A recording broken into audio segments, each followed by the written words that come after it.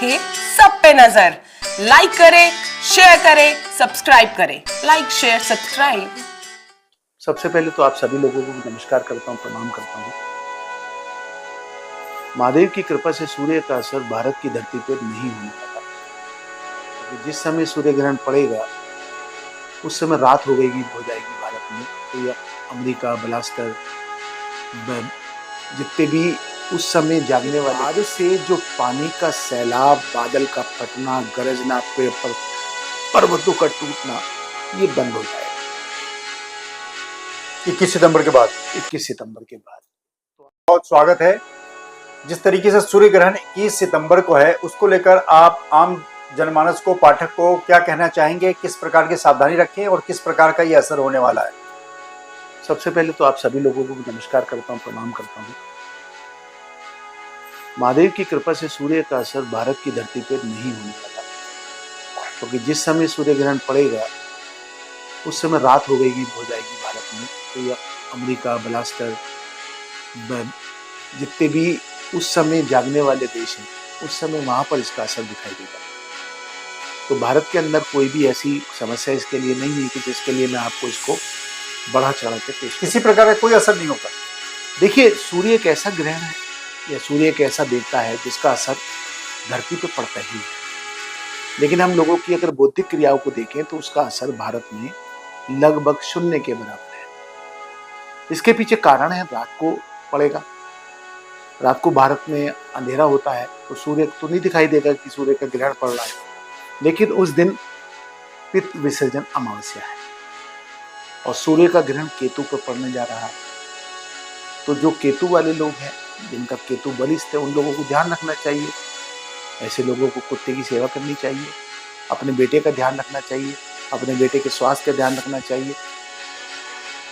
दूसरी बात यह है कि जो सूर्य ग्रहण है, इसके बाद से जो पानी का सैलाब, बादल का फटना, गरजना, पेड़ पर पर्वतों का टूटना, ये बंद हो जाएगा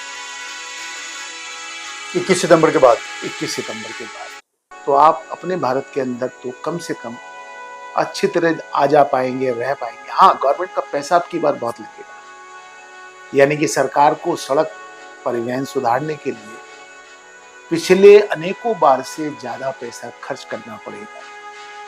आपके माध्यम से एक बात कहना चाहता हूं, क्योंकि एक सिविल इंजीनियर कह देना चाहिए। हमारे यहाँ बहुत सारी योजनाएं बनती हैं, मगर वो फलीभूत इसलिए नहीं होती कि हम योजनाकार हमारे वो कमजोर हैं, या सत्ता से डरते हैं, या अपनी बौद्धिक क्षमता को उजागर नहीं करते। हम लोग क्या करते हैं, पहाड़ों के आगे पहाड़ों से निकली हुई ही ईंटों को या पत्थर को लगा के मचान बना देते हैं, उसे रोकने की कोशिश करते हैं। आप स्विट्जरलैंड जाइए, ऑस्ट्रिया जाइए, दूसरे देशों में जाइए, पहाड़ तो वहां भी है, क्यों नहीं दरकते? सभी जगह पर होता है, बादल सब जगह टूटते हैं, पहाड़ सब जगह दरकते हैं। अगर हम इसी पहाड़ पर, ये पत्थर की जगह पर सरिये खड़े करके आरसीसी की वॉल लगा दें, तो शायद जितना माल हानि का नुकसान होता है, यानी माल हानि, जनहानि और पूरे का पूरा इलाका खराब हो जाता है, वो 90% तक बंद हो जाएगा। क्योंकि सरिये में वो ताकत है जो पहाड़ के पत्थर में नहीं होती। पहाड़ का पत्थर दरक जाता है जब ऊपर से सैलाब आता है, लेकिन जो सरिये द्वारा बनाया हुआ स्ट्रक्चर है, उसमें से पानी की निकासी आराम से हो जाती है और वो धीरे धीरे बह के नीचे निकल जाता है। अपवाद अलग बात है कि आप एक ही जगह 1 लोटा भर के पानी डाल दें तो निश्चित तौर से वो तो दिखाई देगा, लेकिन इन जनरल वे में जितना नुकसान अब होता है, इस नुकसान में 90% की कमी आ जाएगी और लागत उससे कम आएगी। बात हम फिर आ जाते हैं 21 तारीख पे, पितृ विसर्जन अमावस्या। आप अपने काम में लगे रहिए, उस दिन कोई भी दोष नहीं है, कोई पातक और सूतक नहीं है। सूर्य ग्रहण सामान्य प्रतिक्रिया है, ऐसे ही रहेगा। जो लोग सूर्य ग्रहण वाले लोग हैं, जिन लोगों पर शनि की 7.5 चल रही है, जैसे सिंह पे ढैया चल रही है, तो आप लोगों को धनु में ढैया चल रही है, कुंभ राशि में, मीन राशि में और मेष राशि में 7.5 चल रही है, ऐसे लोगों को ध्यान रखना चाहिए। और उसके लिए सबसे बढ़िया है, आप तिल का दान करें, आप भोलेनाथ की सेवा करें, भोलेनाथ को पूजन करें, भोलेनाथ को जल चढ़ाएं।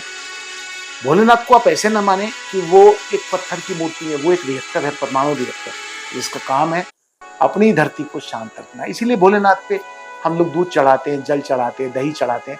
आप देखिए ना, सभी चीज ठंडी होती है। जितने भी संसार में परमाणु रिएक्टर बनते हैं वो सारे के सारे एक पिंड के रूप में बनाए जाते हैं, जैसे हमारा शिवलिंग होता है। हमें इससे सीखना चाहिए और इसका सीखने का मूल आधार है हम शिव की शरण में जाएं। बहुत मामूली सा मंत्र है, महामंत्र है ओम नमः शिवाय।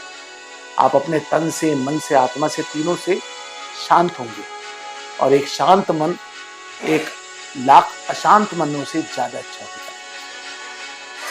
सूर्य ग्रहण रात को आएगा। गर्भवती स्त्रियों को फिर मैं दोबारा बता रहा हूँ, जैसा मैंने चंद्र ग्रहण के वक्त में बताया था कि उन लोगों को पेट के ऊपर और कमर के पीछे गेरू का लेप करना चाहिए। यहाँ पर मैं कहना चाहूँगा नीम के पत्ते अपने बेडरूम में रखने चाहिए। चाकू, सुई, कैंची इससे दूर रहना चाहिए। जो काटपीट का काम करते हैं उन्हें अपने काटपीट के काम से गर्भवती स्त्री को दूर रहना चाहिए। बल्कि मैं तो कहूँगा कि समाज के जो भी लोग काटपीट का काम करते हैं उस ग्रहण काल में ना करें, क्योंकि सूर्य इतना बड़ा ग्रहण है कि जिसका असर धरती पे तो होता ही है। तो मेरा भारत कैसे ना पड़े यहाँ, लेकिन कैसे होगा? टाइमिंग क्या रहेगी? वही रात की है सर, अच्छा, रात 9 साढ़े 9 बजे से शुरू होगा। तो इसीलिए भारत में दिखाई नहीं देगा कि अंधेरा होगा उस समय, और अमावस्या का दिन है वैसे ही, तो उसका प्रभाव बहुत ज्यादा नहीं है और डरने की जरूरत नहीं है। जैसे एक स्त्री को मेंसेस आती है, बिल्कुल ऐसे ही मानिए इसको, ऐसा कोई परेशानी की बात नहीं है। आप इसको डरिए नहीं का, लोग डराते हैं, आपको डरने की आवश्यकता नहीं है। आपको सिर्फ अपने मन को एकाग्र करना है। जो लोग अपने धर्म के हिसाब से पूजा करना चाहते हैं, जैसे मुस्लिम है कुरान पढ़ें, क्रिश्चियन है अपने बाइबिल को पढ़ें, सिख है गुरु नानक देव को, माता भगवती को, भगवान शिव को करें, जो सनातन धर्म को मानने वाले शिव का अनुष्ठान करें।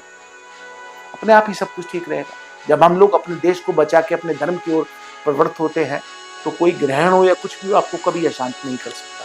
ये मेरा अपना कहना है। बहुत बहुत धन्यवाद रोजाना खबर से बात करने के लिए। रोजाना खबर रखे सब पे नजर। लाइक करें, शेयर करें, सब्सक्राइब करें। Like, share, subscribe.